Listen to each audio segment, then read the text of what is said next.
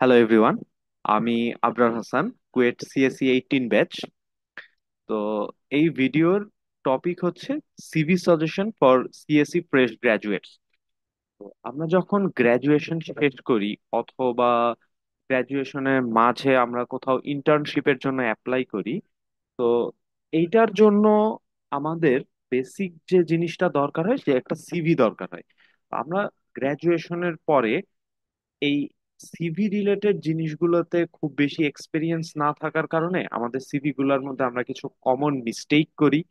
তো আমার এক্সপিরিয়েন্স থেকে আমাদের সিভি গুলা কিরকম হওয়া উচিত এই রিলেটেড আইডিয়ার জন্য এই ভিডিওটা বেসিকলি বানানো। তো আমরা মেইন কন্টেন্টে চলে যাই। তো মেইন কন্টেন্টে যাওয়ার আগে আমি একটা জিনিস বলি যে ধরেন আমরা যখন সিএসসি থেকে গ্র্যাজুয়েশনের দিকে যাই, গ্র্যাজুয়েশন কমপ্লিট করি, তখন আমাদের দুইটা লাইনে আমাদের জব হয়। একটা হচ্ছে কর্পোরেট জব বা প্রোগ্রামিং রিলেটেড, যেখানে সফটওয়্যার ইঞ্জিনিয়ার, সিস্টেম ইঞ্জিনিয়ার এই ধরনের জবগুলো। আরেকটা হচ্ছে একাডেমিক লাইন, যেমন আপনি কোনো একটা ইউনিভার্সিটিতে লেকচারার হিসাবে জয়েন করলেন বা টিচার অ্যাসিস্ট্যান্ট হিসাবে জয়েন করলেন, এইটা। তো দুইটা জায়গার সিভি একটু ডিফারেন্ট হয়। তো আর জেনারেলি একাডেমিক যে জবগুলো আছে, যে জায়গায় লেকচারার পোস্ট বা টিচার অ্যাসিস্ট্যান্ট পোস্ট, সেই জায়গায় জেনারেলি রেজুমি চায় না। বাট সফটওয়্যার ইঞ্জিনিয়ারিং পোস্ট বা কর্পোরেট পোস্ট, এটার মধ্যে কিছু জায়গায় সিভি চায়, কিছু জায়গায় রেজুমি চায়।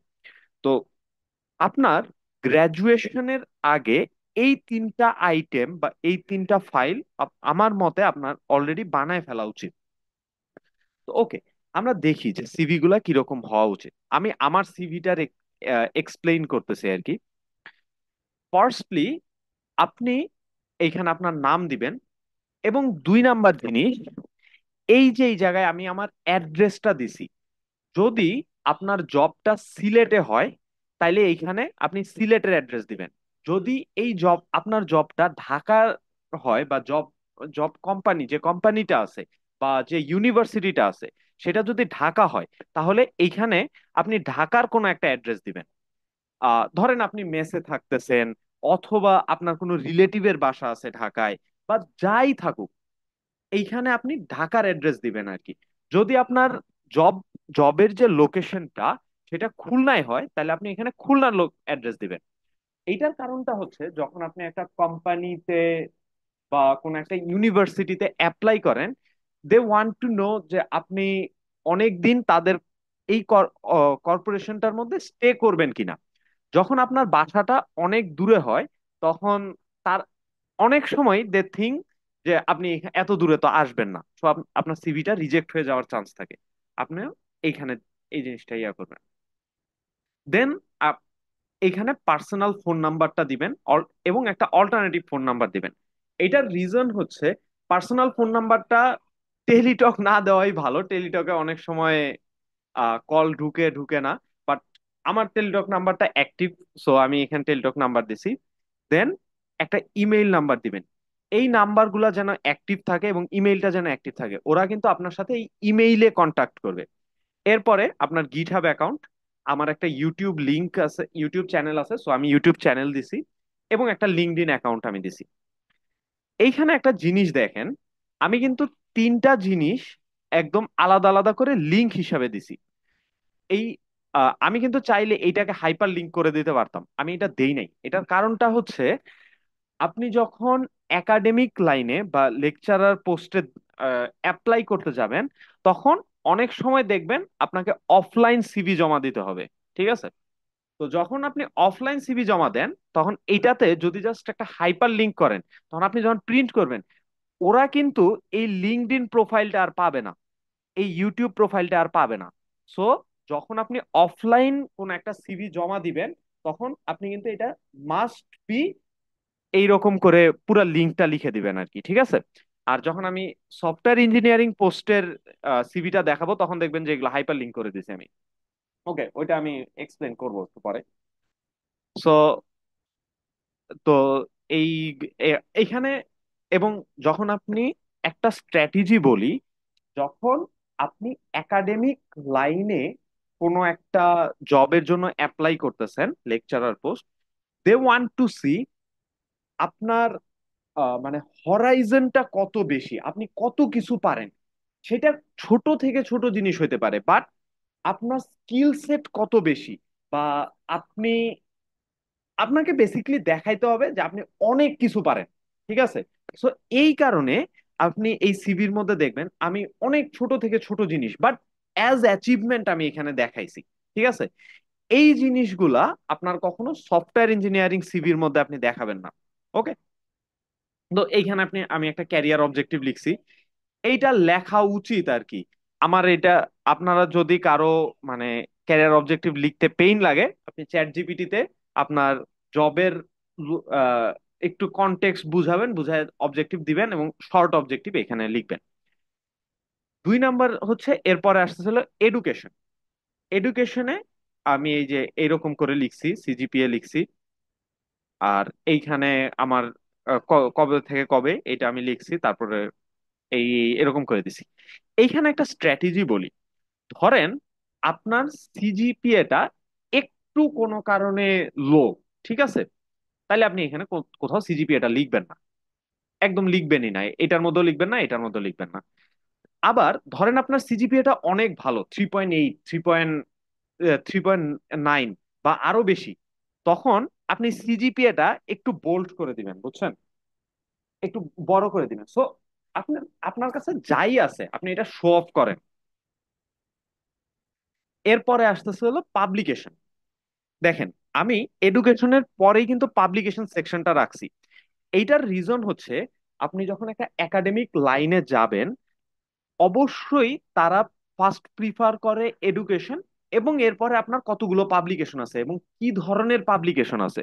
আপনার এখানে যতগুলো পাবলিকেশন আছে, যেটা জার্নাল, এরকম করে লিখে দিবেন যে এটা জার্নাল। এরপরে যদি কোনো একটা কনফারেন্স থাকে, লিখে দিবেন যে কনফারেন্স এটা। ঠিক আছে? জার্নাল এবং কনফারেন্স আলাদা আলাদা লিখবেন। তাহলে মানে জার্নাল তো ডেফিনেটলি আপনার জন্য অনেক বেশি ভ্যালু অ্যাড করে আপনার সিভিতে। তো জার্নালটাকে আলাদা রাখবেন কনফারেন্সের চেয়ে। অনেকে যেটা করে কনফারেন্স এবং জার্নাল একই সাথে রাখে। সো অনেক সময় মনে হয় যে সবই কনফারেন্স, এই জিনিসটা যেন না হয়। আর এইখানে আরেকটা স্ট্র্যাটেজি অ্যাপ্লাই করা যায়, যে ধরেন আপনার যা আছে সবগুলাই কনফারেন্স, ঠিক আছে, তাহলে আপনি এখানে এই জার্নাল কনফারেন্স কথাটা লিখবেনই না, একদম ডিরেক্ট পেপার, এখানে ইন্ডেক্স দিবেন 1 2 3 4, আপনি ইন্ডেক্স দিয়ে আপনার পেপার টাইটেল লিখবেন। ওকে? আর এই যে এখানে একটা জিনিস, এই এই যে অথরের নাম আমি এখানে লিখছি, আমার নামটা দেখেন আমি এখানে বোল্ড করে দিছি।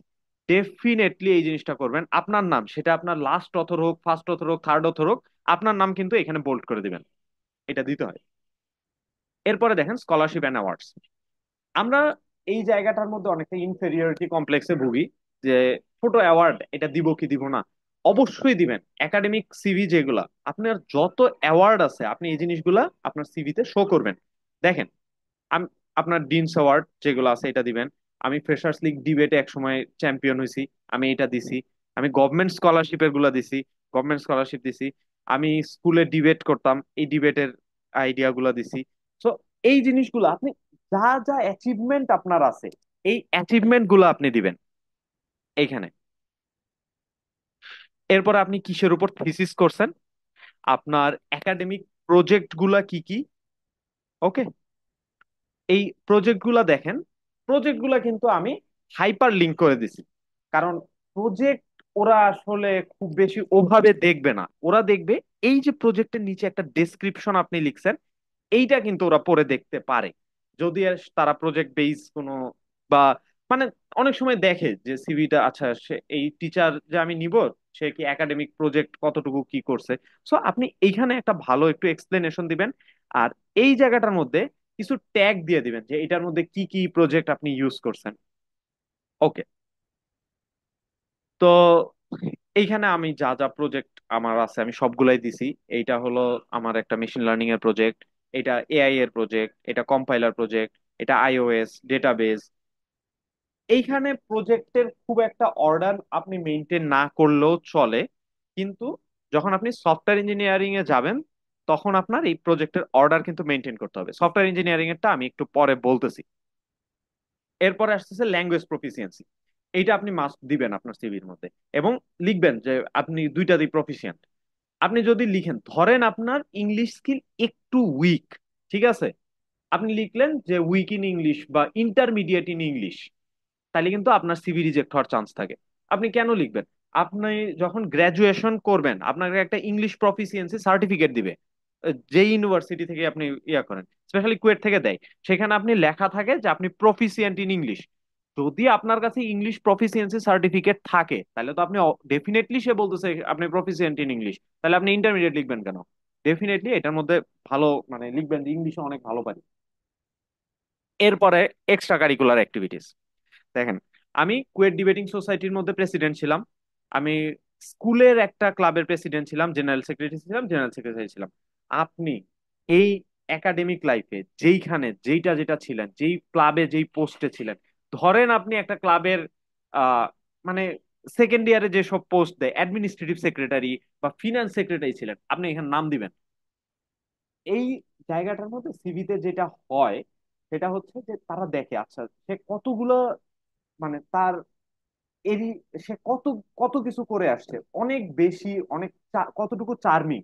তো যখন আপনি এক্সট্রা কারিকুলার অ্যাক্টিভিটিসে অনেক বেশি কিছু থাকবেন, অনেক বা অনেক বেশি কিছু দিবেন, তখন আপ তা- মানে যে সিভিটা রিড করছে সে মনে করে যে আচ্ছা এই ছেলেটা অনেক বেশি চার্মিং একটা মানুষ, বা এই এই টিচারটা, তাকে যে আমি নিচ্ছি, তাকে আমি, সে শুধু এক্সট্রা কারিকুলার অ্যাক্টিভিটিস না, আমার স্টুডেন্টকে সে আরো অনেক কিছুতে, ধরেন স্পোর্টস বা ডিবেট অথবা প্রোগ্রামিং, এই জিনিসগুলাতে সে হেল্প করতে পারবে। ঠিক আছে?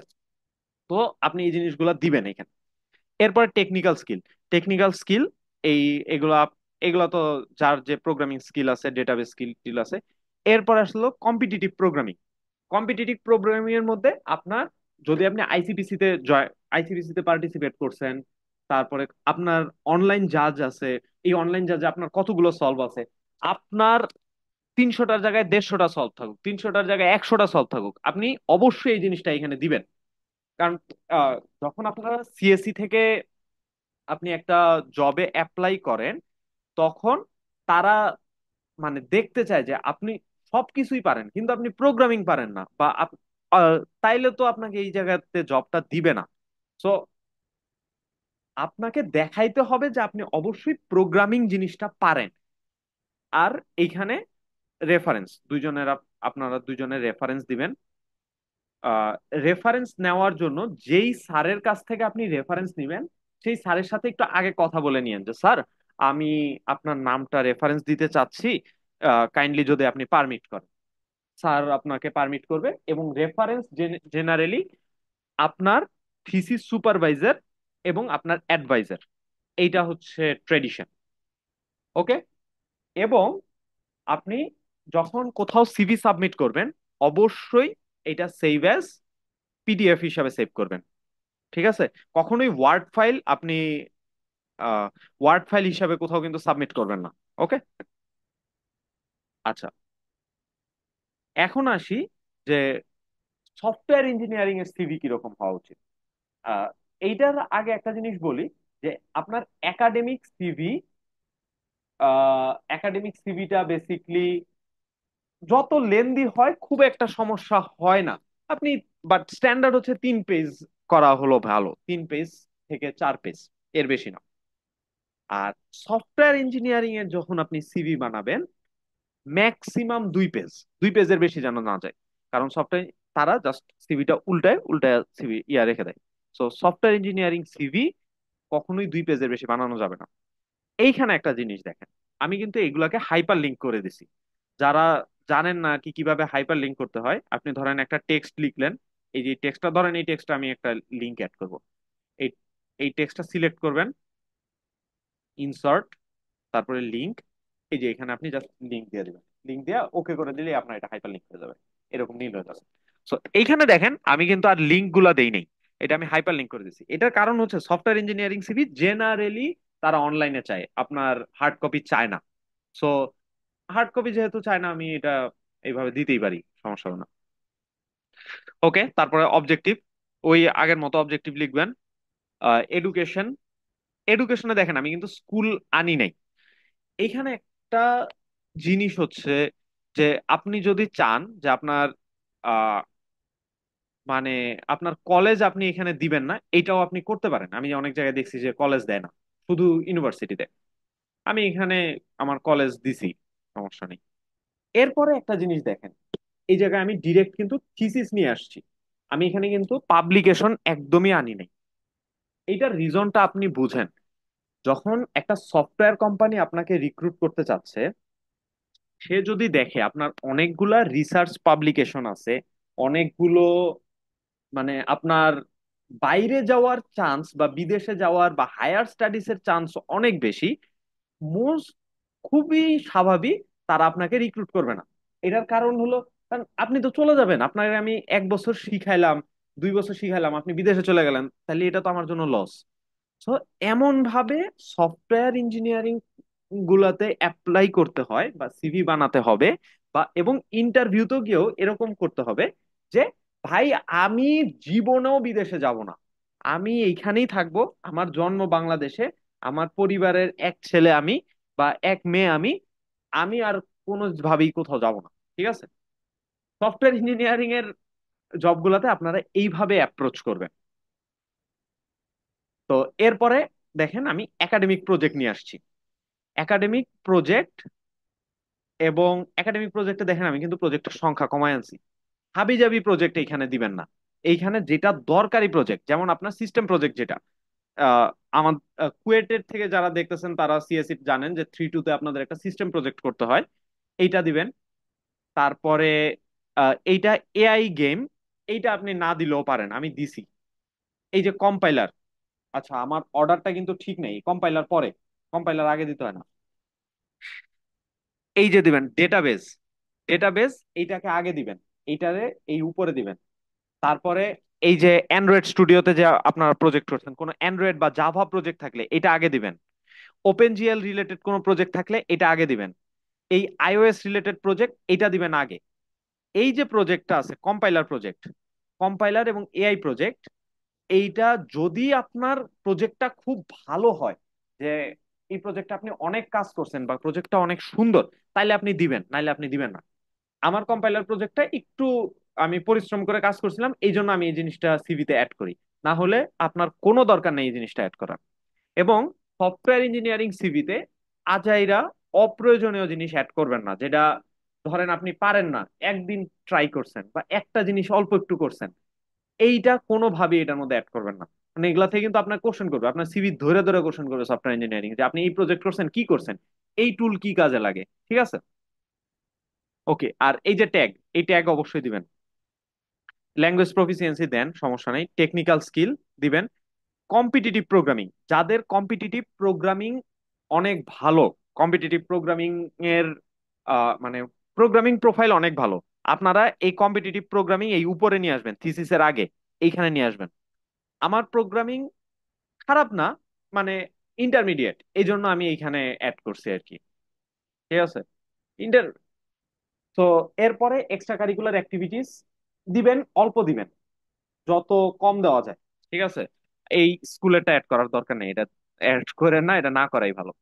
স্কলারশিপ এন্ড অ্যাওয়ার্ডস, এটা অ্যাড না করাই ভালো। কারণ যখন আপনার ডিনস অ্যাওয়ার্ড থাকবে, 2-3টা ডিনস অ্যাওয়ার্ড থাকবে, তখন কি আপনি স্টুডেন্ট হিসাবে অনেক ভালো, স্টুডেন্ট হিসাবে অনেক ভালো মানে আপনার বাইরে যাওয়ার চান্স অনেক বেশি, সুন্দর করে আপনার সিভি রিজেক্ট হওয়ার চান্স থাকে। বাট যখন আপনার আর কোনো, এইখানে যারা ওই যে প্রোগ্রামিং আইসিপিসি তে যায় বা প্রোগ্রামিং খুব ভালো, ইয়ে অনেক ভালো প্রোগ্রামিং করছে, তারাই এই স্কলারশিপ এন্ড অ্যাওয়ার্ডের মধ্যে অ্যাড করবেন আপনি এই প্রোগ্রামিং কন্টেস্টে পার্টিসিপেট করছেন, এটার মধ্যে আপনার এত র্যাঙ্ক আসছিল।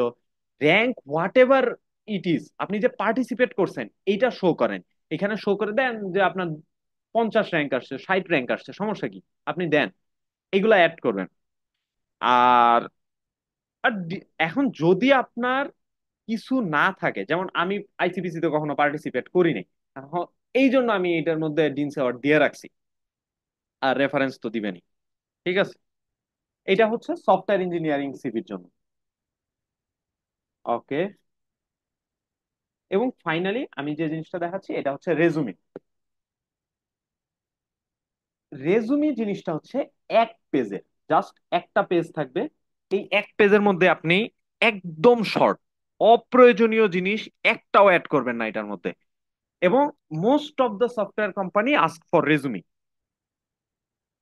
ওকে, প্রথমে আবারও বলতেছি, অ্যাড্রেস। যারা ঢাকার কোম্পানিতে অ্যাপ্লাই করবেন অ্যাড্রেস দিবেন ঢাকার, সিলেটের কোম্পানিতে অ্যাপ্লাই করলে অ্যাড্রেস দিবেন সিলেটের। এটা খুবই ইম্পর্টেন্ট।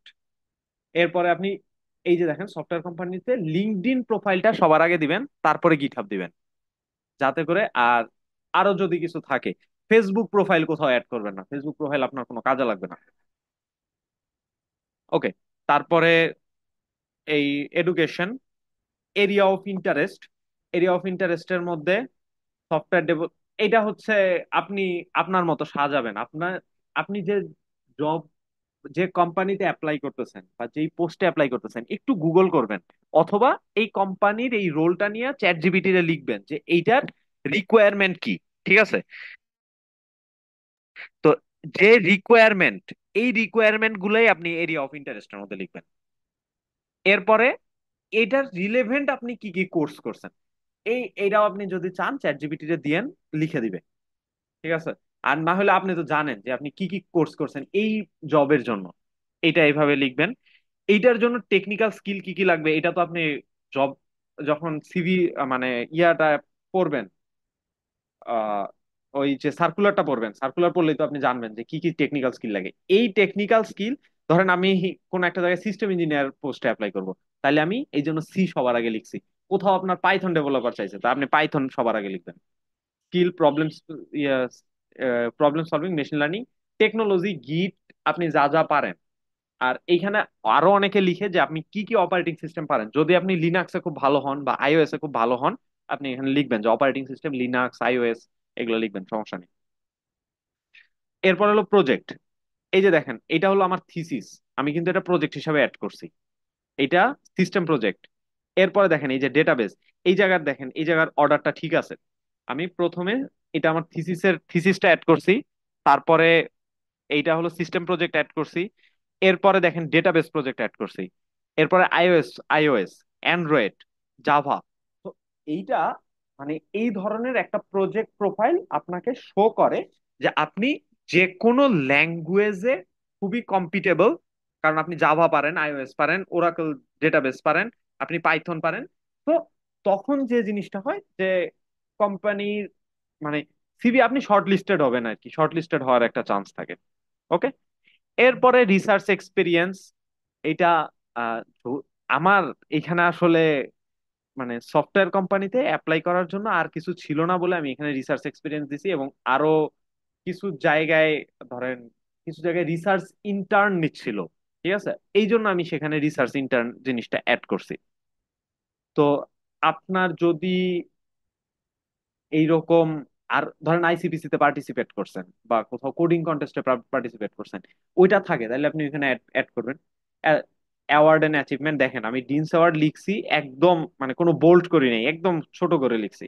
তো এইখানে অ্যাওয়ার্ড এন্ড অ্যাচিভমেন্ট গুলা যদি প্রোগ্রামিং রিলেটেড না হয় তাহলে ছোট করে লিখবেন। আর লিডারশিপ এন্ড আদার অ্যাক্টিভিটি, এটার মধ্যে আমি এইটা একটু লিখবেন, লিডারশিপ এন্ড আদার অ্যাক্টিভিটি। এটার কারণ হচ্ছে আপনি যখন কোনো একটা এক্সট্রা কারিকুলার অ্যাক্টিভিটিসে ছিলেন, দেন দ্যাট মিনস আপনার লিডারশিপ বা টিম ওয়ার্ক করার ফ্যাসিলিটি আছে। তো এই জিনিসগুলো আপনার সিভিতে ভ্যালু অ্যাড করে। টিম ওয়ার্ক, মানে কর্পোরেট জবগুলোতে টিম ওয়ার্ক জিনিসটা অনেকভাবে দেখে, অনেক ভালো, মানে অনেক বেশি পরিমাণে দেখে। ওকে, তো এতটুকুই। Thank you.